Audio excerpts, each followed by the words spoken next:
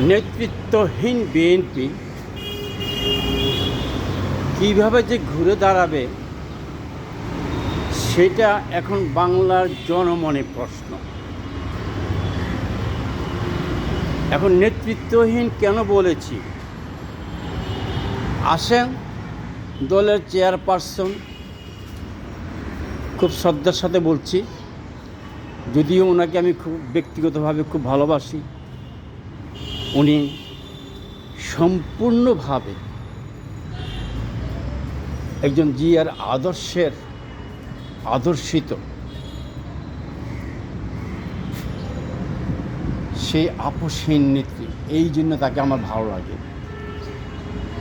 উনি বাসায় বাকরুদ্ধ,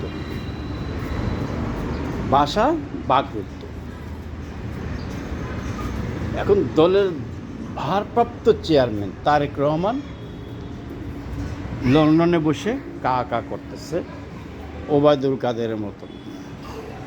তাহলে আমি যে কেন বলছি, এবার মিলিয়ে নেন হিসাবটা সুন্দরভাবে।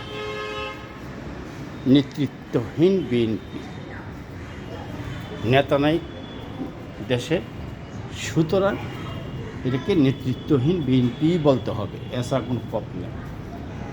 নো চেইন অফ কমান্ড, এখানে চেইন অফ কমান্ড নাই, কেউ কাউকে সম্মান দেয় না।